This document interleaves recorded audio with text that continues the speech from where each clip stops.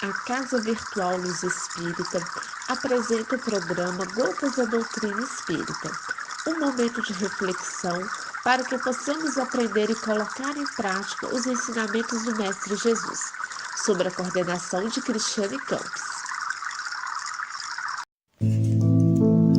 Bom momento, amigos de caminhada. No programa de hoje, Gotas da Doutrina Espírita, o professor Joel traz o seguinte tema: como a ciência nos liberta dos dogmas. Vamos ouvi-lo?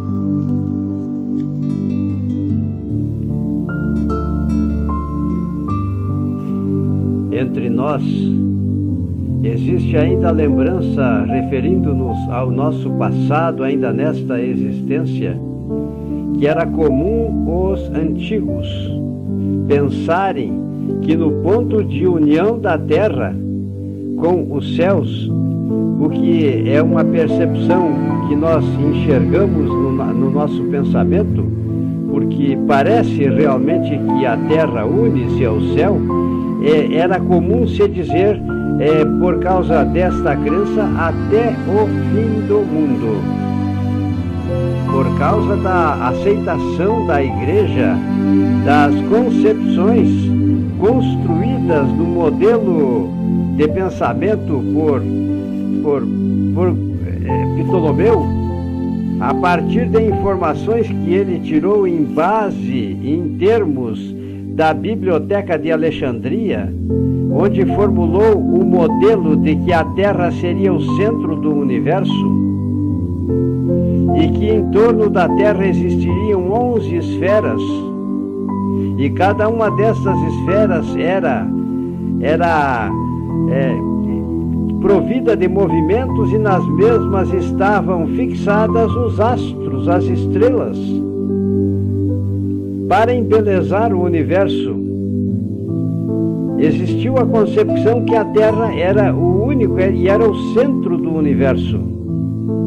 De tudo isto nós nos libertamos através das informações de Galileu Galilei, por intermédio do médium Camille Flammarion. Ele nos concedeu a chance de conhecermos o universo na sua extensão infinita em todos os sentidos e direções. Ele e Nicolau Copérnico forneceram os meios pelos quais, embora a Igreja não tenha querido na época aceitar que a Terra não era o centro do universo e que o Sol não girava em torno da Terra, mas sim a Terra apresentava um movimento de rotação e causava no homem a sensação de que era o Sol que estava sem movimento. E assim existiam também outras concepções. Então percebam, uma outra concepção de que o homem aceitava ao pé da letra certas verdades. Sabemos do caso de Josué, que ergueu os braços para o sol e conseguiu sustar este movimento feito pelo sol para que o dia ficasse mais longo e assim eles pudessem guerrear. Se não me engano, porque eu posso estar enganado no nome dos povos do passado, contra os filisteus. Percebam, pois, meus irmãos, como realmente na nossa concepção primitiva, porque éramos almas simples e ignorantes, realmente, a partir da nossa origem, não só tivemos a aceitação destas informações como verdades, como também, quem sabe lá quantos equívocos cometemos em decorrência destas verdades. Se dizia até o fim do mundo porque acreditava-se naquele tempo que a Terra era plana. Imaginem só. E hoje nós temos todas as informações a nível de primeiro grau para as crianças a respeito da redondeza da Terra.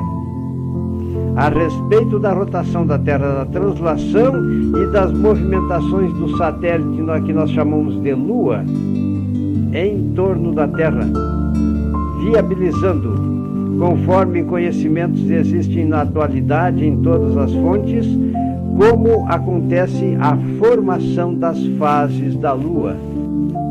Então percebam, nós estamos ainda argumentando porque é necessário entendermos. Nós só poderemos nos transformar nas nossas concepções e deixar de acreditar no miraculoso e no mistério e no milagre na medida em que formos nos ampliando em termos de conhecimentos. Aliás, nos milagres nós teremos a oportunidade de falar oportunamente mais tarde. E estou, é claro, tomando como base referencial para estas considerações, não somente aqueles conhecimentos amealhados pelo homem quando se apropriou dos conhecimentos divinos e constituiu as ciências, mas também no livro orientado pelos Espíritos e que nós chamamos de a Gênese, as predições e os milagres, que foi organizado por Kardec, enquanto ele tinha ainda entre nós a sua trajetória terrena. Então, nós temos a pergunta: por que não foi erguido o véu para a nossa compreensão mais cedo? De um lado, é por falta de luzes que só a ciência que precisaria ser amealhada pelo homem nas suas bases experimentais e também uma sã filosofia poderiam fornecer. De outro lado, pelo princípio da imutabilidade da fé, as pessoas acreditavam cegamente nas informações que eram propiciadas pela sua crença religiosa. Consequência de um respeito demasiadamente cego pela letra, ao qual a razão deveria se submeter, e, assim, pelo temor de comprometer a estrutura das crenças, erguida sobre o sentido literal, partindo tais crenças de um ponto primitivo, houve o receio de que, se rompesse o primeiro anel da cadeia, todas as malhas da rede acabassem separando-se.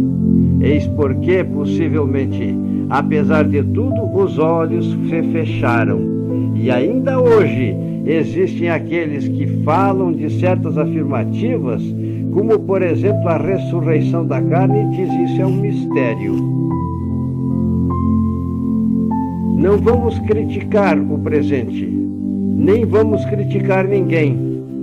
Apenas temos que entender de maneira muito clara que nós somente poderemos conhecer a verdade através da aquisição dos verdadeiros conhecimentos, não para diminuirmos a Deus, mas para nós termos uma visão de que esse ser maravilhoso, causa primária de todas as coisas, inteligência suprema, ele é a fonte de todo saber, de todo poder, de todo amor, de todas as virtudes num grau infinito. Então, fechar os olhos para permanecermos em fidelidade às crenças que devem aceitar a autoanálise não é a solução do problema.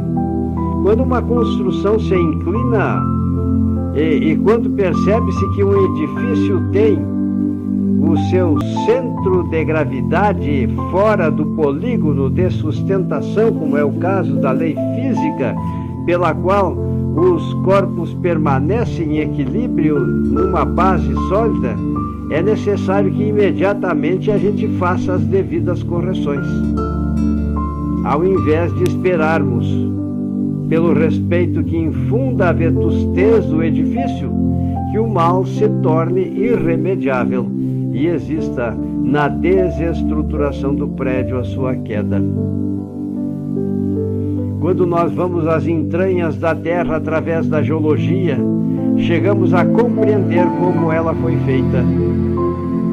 Quando estudamos a teoria de Laplace, que é a mais aceita, também aceita por Kardec, dá para compreendermos perfeitamente como aconteceu a partir da matéria cósmica universal. Hálito divino nos dizeres de André Luiz, a formação do nosso sistema solar. A ciência, de maneira irrefragável, demonstra os erros da Gênese mosaica, quando tomada ao pé da letra, e a impossibilidade material de terem as coisas, passado como são ali textualmente referidas. Assim procedendo, a ciência, é claro, embora seja traumático aceitarmos, ela desferiu um golpe profundo nas crenças seculares, que nortearam muitas vezes as diretrizes evolutivas e equivocadas das humanidades que nos antecederam e que foram constituídas por nós mesmos. A fé ortodoxa combalida, porque julgou que lhe tiravam a pedra fundamental. Mas com quem havia de estar a razão? Com a ciência que caminhava profundamente e progressivamente pelos terrenos sólidos dos algarismos e da observação, sem nada afirmar antes de ter nas mãos as provas, com uma narrativa escrita quando faltavam absolutamente os meios de observação. No fim de contas, quem há de levar a melhor? Aquele que diz que 2 e 2 fazem 5, ou se afirmam que 2 e 2 fazem 4 e demonstram com a prova. Percebam, pois, meus irmãos, como realmente é um tema que precisa ser muito analisado, e nós prosseguiremos na próxima oportunidade, a partir de então ainda formulando algumas análises, sempre tomando como base a Gênese, as predições e os milagres.